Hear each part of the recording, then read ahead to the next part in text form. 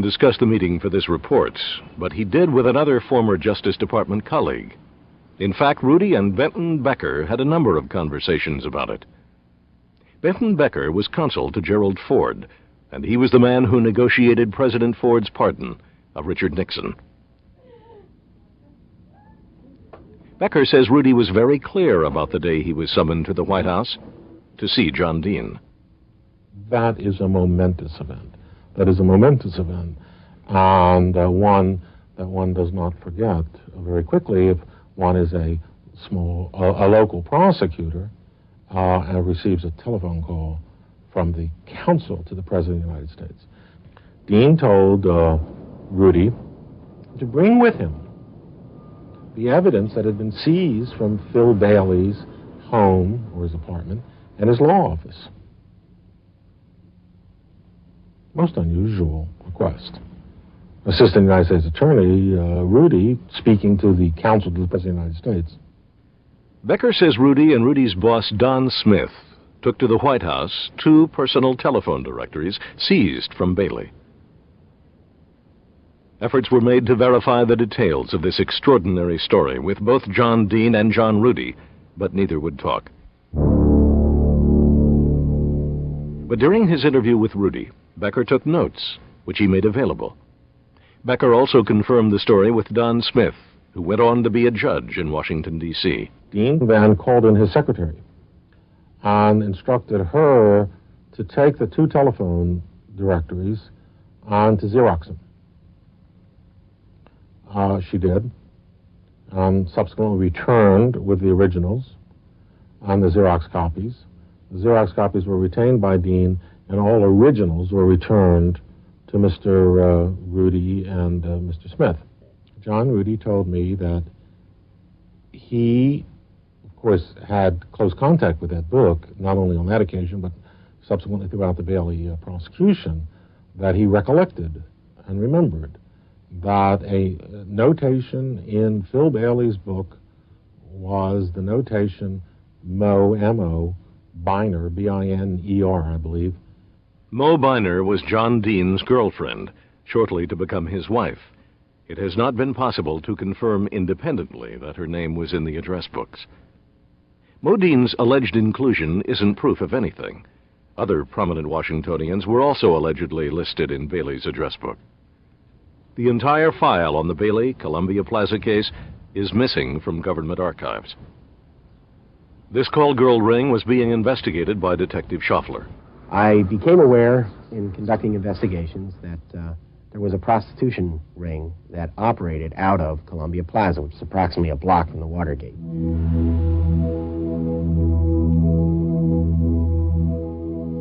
The Columbia Plaza call girl ring particularly interested Detective Schaffler because he says it involved the leading mafia boss in Washington, Joseph Francis Nesline. He had a very close female associate whom they identified as Heidi.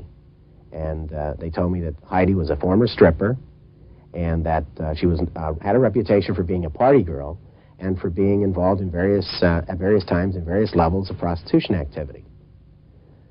They further went on to tell me that Heidi Riken was also a very, very close friend of a girl and a roommate of a girl whom they identified to me as Mo, the wife of the counsel to the president, John Dean.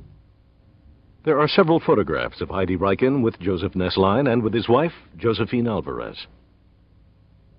Now, not only was Heidi a roommate of Mo Dean's, but in fact I received similar information concerning his wife, Josephine Alvarez, and that earlier, before their marriage, Josephine Alvarez shared an apartment with Mo Dean and Heidi Riken.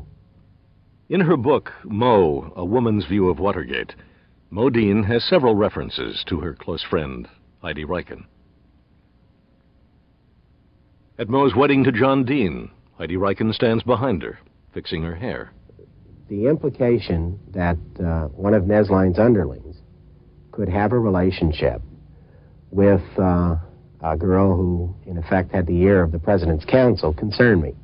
Mr. Nesline has been identified as the protege of Meyer Lansky, the king of organized crime. Now, Meyer Lansky made a statement once that someday they, meaning organized crime, would put a man in the White House and he wouldn't even know it. Well, it's chilling to me that Mr. Nesline could have a close female associate such as Heidi Reichen, and in fact she could be the roommate of the counsel to the President of the United States, his girlfriend, Mo.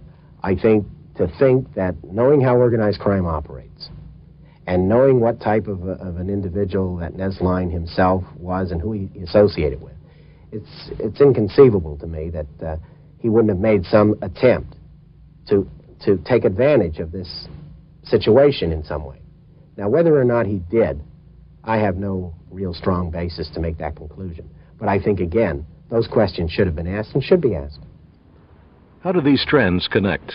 What was the relationship between this call girl operation and the Democratic National Committee?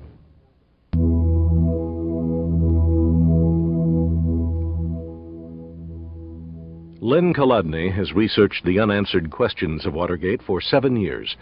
He wrote the bestseller Silent Coup about the scandal with co-author Bob Getlin. Now living in Tampa, Florida, Kolodny is still pursuing the answers to Watergate. Kolodny's thesis that the call girl ring stretched right to the heart of the Democratic National Committee is both sensational and controversial. During the term of that call girl ring being in existence, one of the places they set up in early 1972 was a branch office at the Democratic National Committee. You'd come in and you'd use code names and so on and so forth, and there would be pictures of the girls, and the men would be shown pictures. They'd pick a girl, and a phone call would be made to the Columbia Plaza, and that girl would be made available, sort of an escort for the night.